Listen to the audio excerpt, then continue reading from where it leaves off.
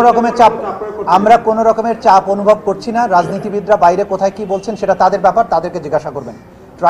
Tribunal prosecution সম্পূর্ণভাবে কাজের ক্ষেত্রে স্বাধীন, বাইরের কারো কথায় আমরা প্রভাবিত হচ্ছি না। একটা হচ্ছে 2023 সালের একটা মামলা, যেগুলোর আসামিরা জামিনে আছেন, তারা হাজির হয়েছিলেন, সেটা পরবর্তী তারিখ নির্ধারিত হয়েছে। দ্বিতীয় যে মামলাটি ছিল, আপনারা জানেন যে গাজীপুরের কোনাবাড়িতে 5ই আগস্ট একটা নির্মম হত্যাকাণ্ড হয়। হাসিনা পালিয়ে যাওয়ার পরপরও, তারা হয়তো এই পুলিশ বাহিনী জানতো কিনা জানি না, তারা একজন বিক্ষোভকারীকে ধরে নিয়ে আসে, একটা গলির মধ্য থেকে ধরে নিয়ে আসে, তাকে নানান ধরনের অত্যাচার করে এবং চারিদিক থেকে ঘেরাও করে রেখে বেশ কয়েকজন পুলিশ তাকে টেনে হিঁচড়ে নিয়ে রাস্তার মাঝখানে নিয়ে জাস্ট ঠান্ডা মাথায় পিছন থেকে রাইফেল ঠেকিয়ে গুলি করে তাকে হত্যা করে, শহীদ করে ফেলে। এবং এরপরে আরেকটা গ্রুপ অফ পুলিশ এসে তার লাশকে টেনে টেনে গলির মধ্যে নিয়ে যায় এবং আজ পর্যন্ত তার স্বজনরা জানে না সেই লাশটা কোথায় আছে, তার ডেড বডিটা উদ্ধার হয়নি। আমাদের তদন্ত সংস্থা এই বিষয়ের উপর তদন্ত করছে। এই মামলার যারা আসামি এবং বিশেষ করে এই মামলাতে আজকে যারা 5 জন তারা আদালতে হাজির হয়েছিল, মামলাতে আরও একজন আসামি আছে যিনি পলাতক আছেন। এই মামলার একজন আসামি কনস্টেবল আকরাম, যে পিঠে রাইফেল ঠেকিয়ে হৃদয় হোসেন, সেই বিক্ষোভকারী আমাদের জুলাই বিপ্লবের যোদ্ধা হৃদয় হোসেনকে পিঠে রাইফেল ঠেকিয়ে গুলি করে হত্যা করে এবং গোটা দুনিয়ায় এই নির্মম দৃশ্য মিডিয়ার কল্যাণে এটা দেখেছে। সেই আকরাম হোসেন আজকে এখানে উপস্থিত ছিল কোর্টে। তাকে আমরা জিজ্ঞাসাবাদ করে কে তাকে এই রাইফেল দিয়ে গুলি করার হুকুম দিয়েছিল এবং তার সাথে কারা কারা ছিল তাদেরকে আইডেন্টিফাই করার জন্য, তার হুকুমদাতাদের আইডেন্টিফাই করার জন্য এবং তার লাশটি কোথায় নিয়ে গিয়ে গুম করা হয়েছে বা ফেলে দেওয়া হয়েছে সেটা উদ্ধার করার জন্য আমরা তাকে জিজ্ঞাসাবাদের জন্য কোর্টের কাছে 1 দিনের অনুমতি চেয়েছি। আগামী 11ই মার্চ তাকে আমরা জিজ্ঞাসাবাদ করব, অর্থাৎ আমাদের তদন্ত সংস্থা তাকে জিজ্ঞাসাবাদ করবে। এটা ছিল আজকের কোর্টের মোটামুটি প্রসিডিংস। এর বাইরে আরেকটা বিষয়ে যদি আপনাদের প্রয়োজন হয় আমরা জানাতে পারি, সেটা হচ্ছে যুক্তরাষ্ট্র ভিত্তিক একটা think tank right two freedom, তার প্রতিনিধিরা আজকে চিফ প্রসিকিউটরের সাথে সাক্ষাৎ করেছেন। তার নেতৃত্বে ছিলেন বাংলাদেশে নিযুক্ত সাবেক মার্কিন রাষ্ট্রদূত উইলিয়াম বি মাইলাম এবং বাংলাদেশে আরেকজন সাবেক মার্কিন কূটনীতিবিদ জন ড্যানি লুইজ। ওনারা এসেছিলেন আমাদের সাথে এই ট্রাইব্যুনালের বিচারের ব্যাপারে জানার জন্য।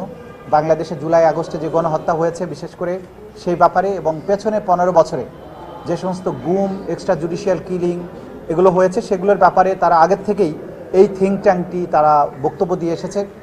তারা এই বিচার প্রক্রিয়ার অগ্রগতি, বিচার প্রক্রিয়াতে কোথায় কোনো সমস্যা আছে কিনা এই সব বিষয়ে আমাদের সাথে খোলামেলা কথাবার্তা বলেছেন। তারা বলেছেন তাদের পক্ষে যতটুকু সম্ভব তারা বাংলাদেশে এই মানবতা বিরোধী অপরাধের বিচারের ক্ষেত্রে তারা সহযোগিতাও করতে চান এবং সেই ব্যাপারে তাদের দিক থেকে যে সমস্ত পরামর্শের প্রয়োজন সেগুলো তারা দিয়েছেন এবং তারা চান যে, তারা বলেছেন আমরা কারো পক্ষে না, আমরা সবসময় চাই মানুষের যে ন্যায় বিচার প্রাপ্তির অধিকার সেটা নিশ্চিত হোক।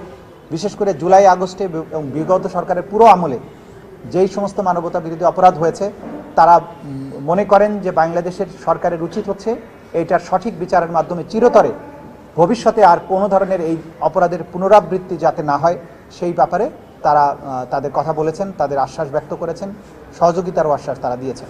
তারা আমাদেরকে নানান ধরনের তথ্য দিয়ে, বিশেষ করে তারা যেহেতু এই প্রক্রিয়া সম্পর্কে ঘনিষ্ঠভাবে জানতে চান, যে সমস্ত ডিসইনফরমেশন ছড়ানো হয় সেগুলোর ব্যাপারে তারা হেল্প করতে পারেন। আমরা তাদের কাছে জানতে চেয়েছি তোমরা কীভাবে সাহায্য করতে পারো। তারা বলেছে যে আমরা যেহেতু থিঙ্ক ট্যাঙ্ক, আমরা তথ্য সংগ্রহ করা, আমরা ওপিনিয়ন মেকিংয়ের ক্ষেত্রে যে বিচার কেন প্রয়োজন এবং এই বিচারের ব্যাপারে যে সমস্ত ডিসইনফরমেশন ছড়ানো হয় সেই ব্যাপারে তারা উদ্বেগ প্রকাশ করেছেন যে গ্রাউন্ডে যে সমস্ত বাস্তবতা আছে, রিয়ালিটি অন দি গ্রাউন্ড, সেটা বাইরে নানান ধরনের প্রোপাগান্ডা ছড়ানো হয়।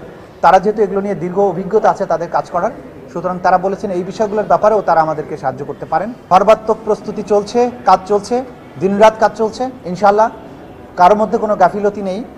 আমরা জাতির প্রতি, জনগণের প্রতি, ভিকটিমদের প্রতি কমিটেড একটা ন্যায় বিচার নিশ্চিত করার জন্য। সুতরাং আমাদের কাজ অব্যাহত আছে, কাউকে হতাশ না হওয়ার জন্য অনুরোধ করব।